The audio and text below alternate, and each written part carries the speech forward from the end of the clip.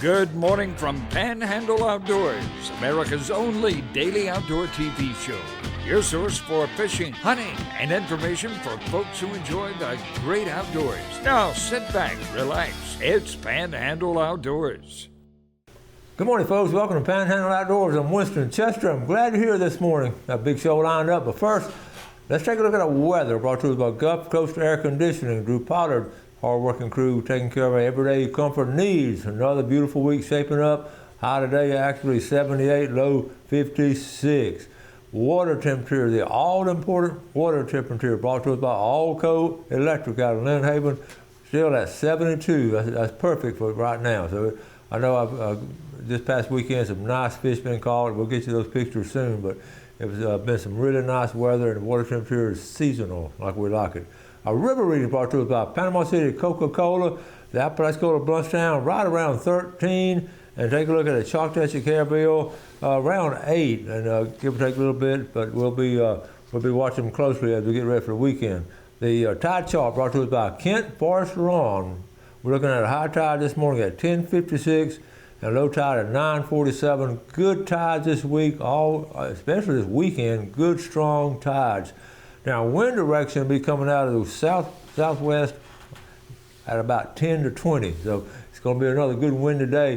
One thing I was going to mention too, this time of year, the wind has been sort of holding the carpenter bees down. We haven't talked about them yet, but they're coming in pretty strong though. They'll get behind the wind, and so be ready for the carpenter bees. And also, I knocked down the first wasp nest. I don't mess with them unless right around the house, around the door. If they're out in the woods or something, I don't mess with them. But if they right above the door, and I saw that I got my first one a couple of days ago, but I only had one wasp on it, a little baby one, so maybe they'll move on. But I don't like them around my house. So be looking out for those kind of things. They can really hurt. Let's take a break. We'll be right back.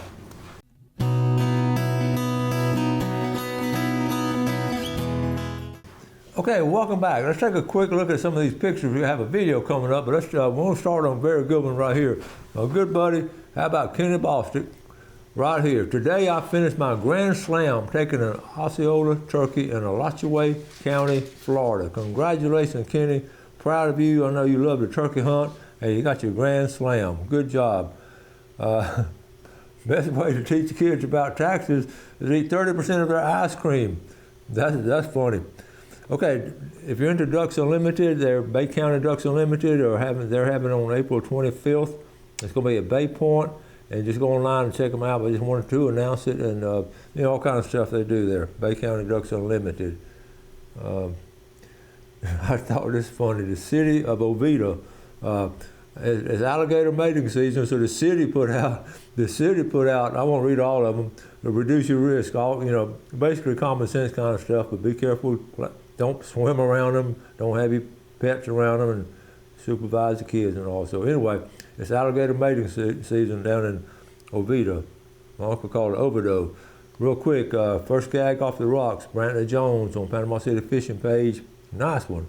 And then Matt Smith, they're taking kids, making memories, taking kids, catching those Spanish. What we've been talking about. Good job. And one quick one on Choctaw Bay. They over there, we talked about it on the Friday fishing report. The pompano biting so good over there around the Choctaw Bay area in the surf and in the bay. Okay, we got this video coming up, and this is our 20-year anniversary. Each month I want to try to reach back and pull out an old video that's really meaningful, enjoyable, and sort of. This one was, I picked this out. This is actually catching a sturgeon with the U.S. Fish and Wildlife with our good friend Frank Peruka. Frank, legendary. He's retired now from U.S. Fish and Wildlife, but this is back like in 2009. But what a great! I had one of my former students on. They tagged the redfish. The sturgeon. They tagged redfish later. The sturgeon, and they're studying it all. And we've done several videos on the sturgeon. Well, we're at Ebro, and we don't hardly get away from the bridge when we get one. So this is interesting, it's entertaining, and it's educational. I wish we could show it to our students. So we're going to take our break and then come back and show this video. So we'll be right back.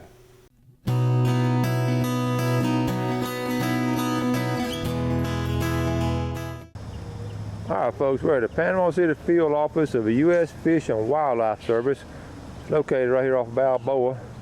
And we're going down, it's early in the morning, and we're going on a trip We'll meet our crew over here. All right, we're gonna meet our crew this morning. I'm gonna let them introduce themselves. We'll start with Frank. Go ahead and tell us about it. Yep, we're going out to do a little netting on sturgeon this morning over at Choctaw River at Ebro, and we've got Chance is YCC employee this summer. It's a youth conservation program that he spent 320 hours working with us, and he did a number of jobs, including sturgeon netting. All right. Matt Lachette, who is our new biological technician, and Matt's been out on a number of occasions with us, and he knows the whereabouts of sturgeon are. And this is our rig right here? Got a 20-foot net boat here, designed for sturgeon. It's got a 8-foot tank in there with a recirculating system, and it's a well-built boat, and we're going to do it. Okay, and it's raining. It's raining. Okay, so we're going to go. And Chance is an Outdoor Ed alumni. We may melt. Yep. All right, folks, we're here at Ebro, below the bridge. Here we are, putting in the Choctaw River. Okay, now, Frank, what's the first thing we're going to do? Okay, first thing we're going to do is we're going to see if there's any telemetry fish in this particular area. We've got a receiver here, and Chance has got a hydrophone, and this is called an omnidirectional hydrophone. So it listens, picks up fish in a circular area. So we're going to put this in the water. Okay. The range is probably maybe about 200-300 yards on this particular unit. Okay. Within 10 seconds, we found a fish, right? Yeah, there you go. So, okay. We don't know what it didn't say which fish it was yet, but it didn't show it yet. That's amazing. There's one in the background too. Yeah. So you can hear them pinging. So the ping is that transmitter. It's a pinging back. three burst. There you go. There's another one going. There it is. R6K 62393. That's the number. of that That's fish. the number of that fish. Yeah. So you got several in here. 62413. There's another one, 6 right here. Yeah, it's 2 right now. There's the number of the fish. That's right the number of the fish right there. That is cool. And so you can hear them in the background too. Yeah. So now what are we doing here? We're going. Okay, let Chance go. Yeah. All right, Chance, tell us. All right, with this machine right here, the computer, we're gonna be doing the water quality, which is the pH, oxygen content, the temperature, and all that good stuff. And it tells us how good the water quality is. Okay. All right, temperature is 24.14 degrees Celsius. Connectivity is 95. Salinity is 0.04. The pH is 8.53. 0.45 for the dissolved oxygen.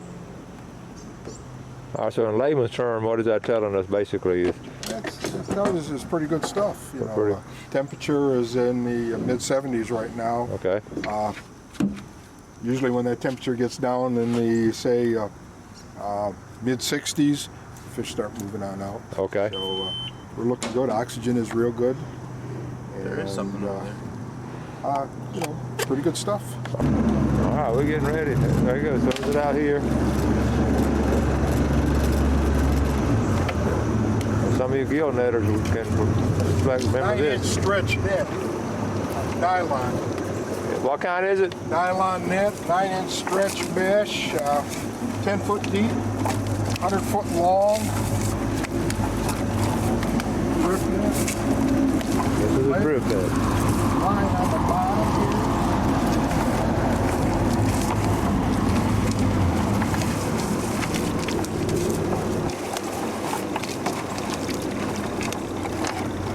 Looks good, man. Okay.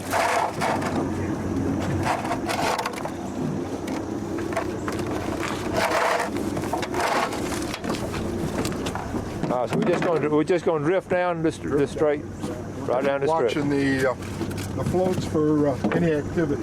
Okay. And as soon as it happens, you get up there and pull it in. So you go, Matt, and just keep it straight, right? Keep the net. Keep the net as straight as possible and as tight as possible. Okay. And folks, here comes the rain. Well, it's not supposed to rain when we're fishing, Frank. What happened? He didn't. He's gonna have, throw you off the boat here. You know? Here it comes. All right, put it in. We're going to change places. And look at that second cord. Let's add a little bit further. Oh, we got a sturgeon. Little one. Got a sturgeon. Okay. Come on. All right. Here we go. Good little guy. Got a little one. Yeah. A little one. There it is, folks. Come on, come on. All right. Come on. All right. Okay, Frank, we see we got a tag on this one? Yep, this has been tagged before, and we can look in our database when we get back to find out when it's been tagged and where it's been tagged, how much weight and length it has gained over the period.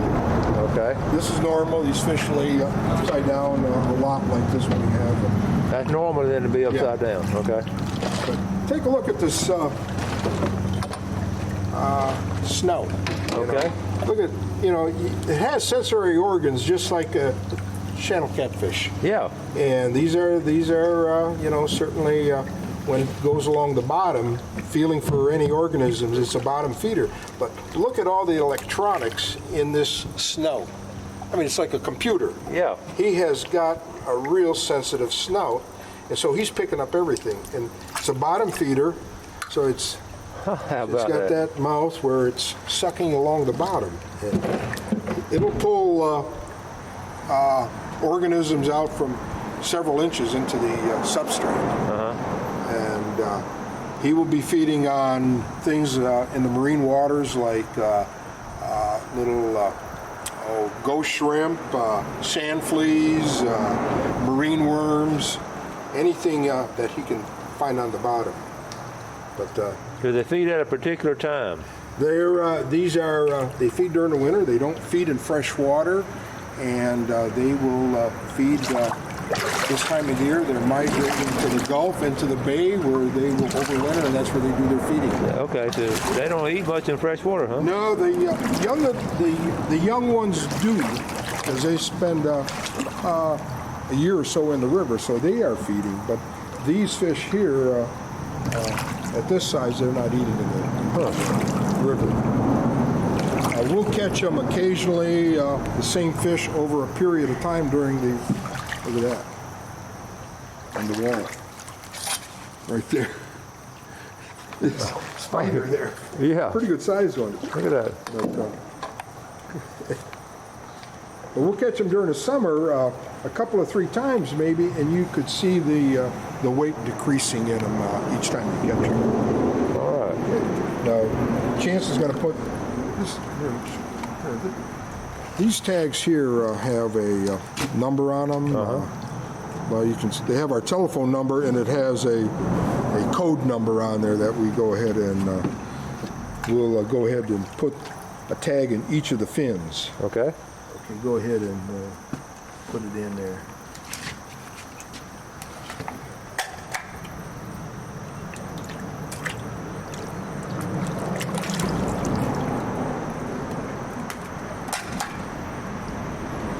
That's good.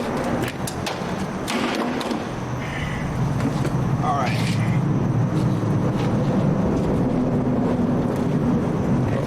Left is US 3744. 3744. Yep.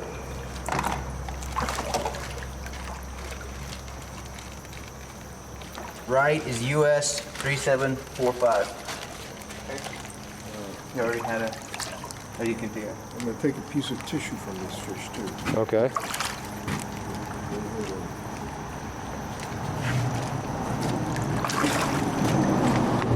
So let's turn around. Let's get a picture of that shirt. I want to get a picture of this Mo's outdoor ed shirt to see what kind of students we put out for you guys. Let's see. Go ahead and clip a piece off.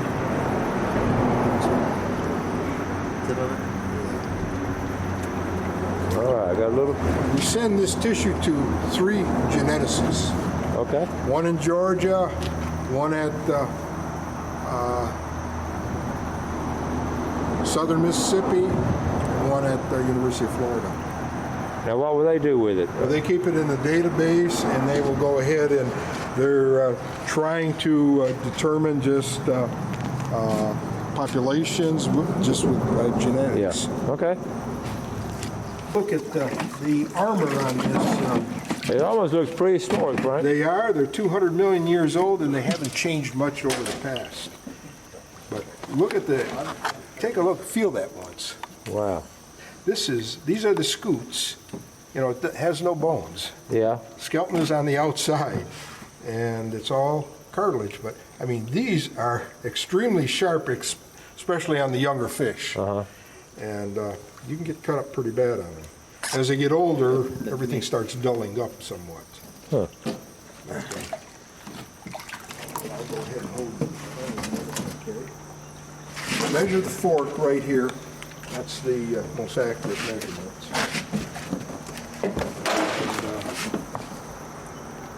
Okay. Okay. We're looking at 3 feet to 6.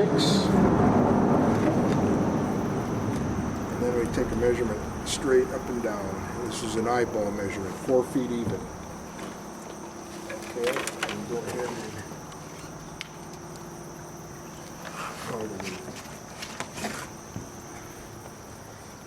8.8 pounds. That's Or kilograms. kilograms. Sorry. 8.8 8.8. times 221. Okay. So you're looking at between 15 and 20 pounds. Okay, 15, 20 pounds. 3.5 foot off, right at 4 foot. Now you call that a small one? Yeah, this is a small one. This you would consider this fish they call it a subadult. Okay. When they get about 50 inches fork length, that's kind of the break off for adults. Okay. So, All right. That's a release right there. Tagged. He was tagged and released. Well, Frank, we're wrapping up. I want to thank you guys, you and Matt and Chase, for taking me on this trip. It was a good one. it was an interesting trip. We'll do it again, I'll tell you what. Well, just in closing, what are we see how you do it now, and you do it at different times of year. I guess summer is the most productive time. Summer is it, and it's conditions are a little bit better during the summer. What are some of the people always want to know? What are some of the largest ones y'all brought out of here, out of the Choctawhatchee River? Well, we've caught fish up to 160 pounds out of the river before, 8 feet long, and those are few and far between, but they are around this, we do see them in the system.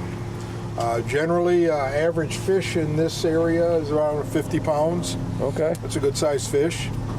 Now, this river has about 3,500 fish in it, Wow. and it's made up of juveniles, which is a little bit smaller fish, fish under 30 inches, and about 30% are juveniles, and about 25-30% of subadults.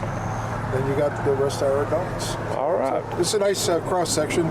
You got good reproduction in this river, so this river's coming back real strong. All right.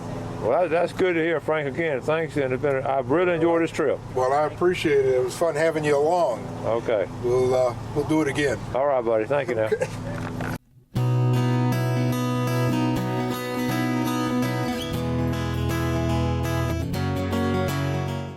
Okay, welcome back. I hope you enjoyed that. And wasn't that really good? And the sturgeon has always fascinated me. And they'll get up, like he said, 6 foot, 160 pounds, sometimes 8 foot even. They've caught them up there. So that's really interesting. All the things they're doing. Let's take a look at our fishing game times today. Brought to us by Blue Water Outriggers, 1:15 to 3:15 this morning.